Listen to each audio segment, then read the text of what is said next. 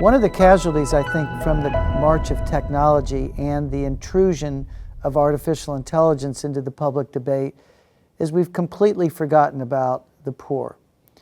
Mother Teresa once said that the poor would be the salvation of mankind.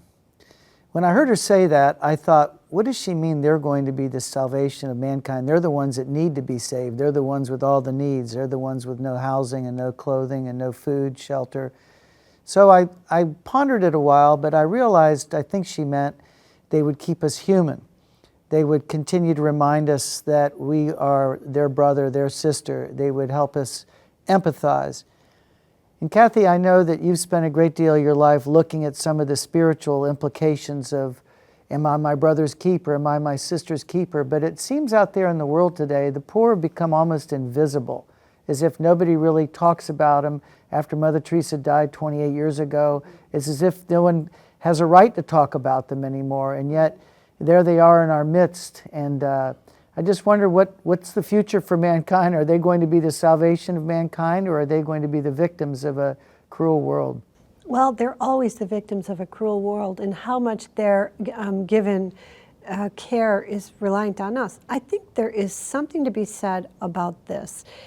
In the past, religious organizations, churches, parishes, dioceses took care of a lot of the needs of the people in their geographical Salvation Army. region. Exactly. Yeah, and Jewish it gave the organizations. opportunity. And they kind of bumped us all into helping the poor. You have to help. You have St. Vincent de Paul Society, all those things. And they were our conscience. Right. And then they gave us a way to get involved. Right. And now we're relying, the government's going to handle it all. Except for the government's not, Right. and it won't, and Right. it doesn't have and those. Didn't. And During it never COVID, did. it closed the homeless shelters, saying, "Oh, it's unsafe for them," and didn't realize that they were casting them out into the streets, which was Right. worse. And it's a bit similar to the way we closed all the mental health hospitals, and with the idea that, I guess there's no more mental health issues. What did we Right. do? We created a whole society of homeless people. Right, that are schizophrenic and others that should have been institutionalized for their own safety. They were a danger to themselves and others. And I think one of the sub-stories while technology was marching along was this fentanyl and opioid crisis where people were dying by the tens of thousands and no one seemed to care because they were poor people. You know, those were people with nothing, poorly educated or mentally broken. And I find it shocking how little during the 2024 presidential election run-up, how little discussion there was about the poor, about what to do. There was more about round up the immigrants that were here illegally, and there was a lot of talk about the crimes that were being committed by them. And there was talk, of course, about the elites that were governing the world, which is a fair point.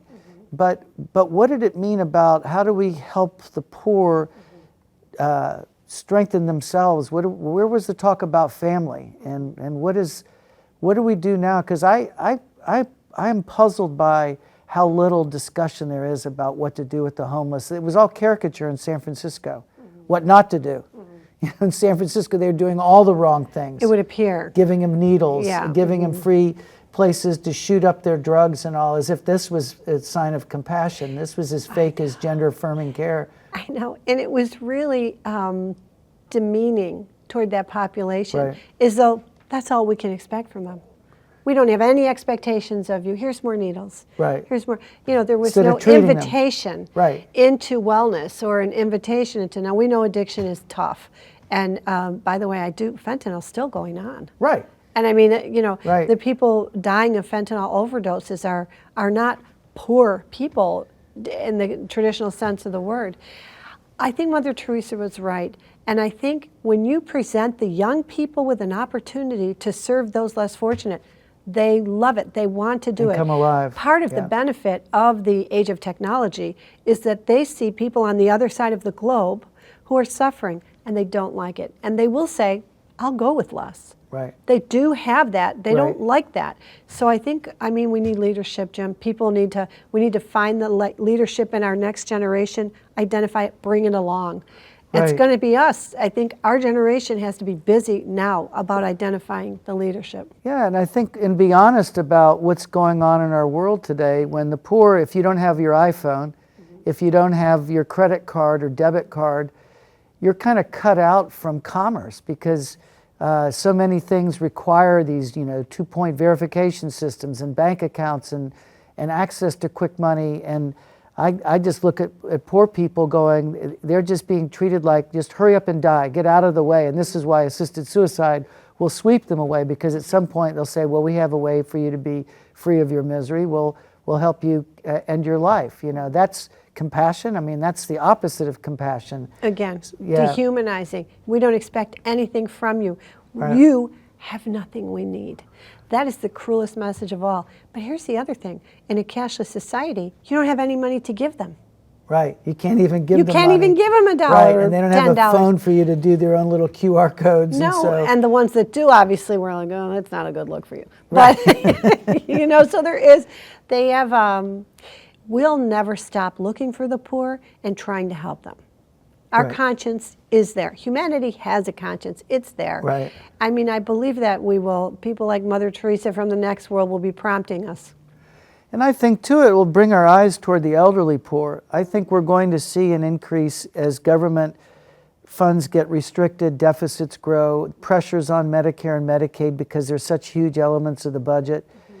This nursing home care, it used to be the generations took care of their own and the families took care of their own. Mm-hmm. Now with the broken families, which allows for one of the explanations for why the poor are among us, is the family structures broke down and all the the fatherless families that were out there and the mothers that were choosing bad boyfriends over their kids led to a bunch of unparented people that couldn't cope, couldn't handle life's challenges. Mm-hmm. So, at the other end of life, we look at the elderly poor. Who's going to care for the tens of millions of Americans that are going to be disabled by dementia perhaps or by physical chronic illness? Mm-hmm. Who's going to care for them? And they'll be the next poor that we'll be looking at. And I'm wondering, that call toward brotherly love, sisterly love, where does it echo in the hearts of people today?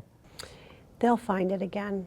People will find it again. They will be touched. I think the problem is it's all going so fast, no one has time to think.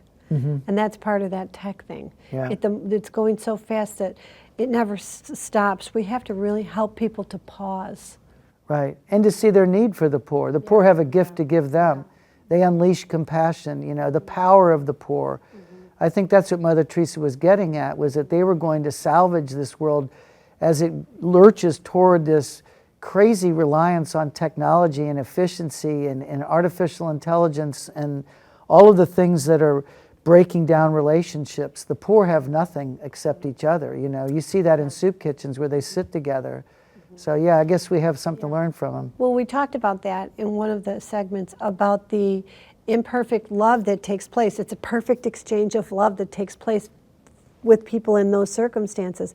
And that is a divinely ratified exchange. Right. It happens everywhere. They're Right. capable of that.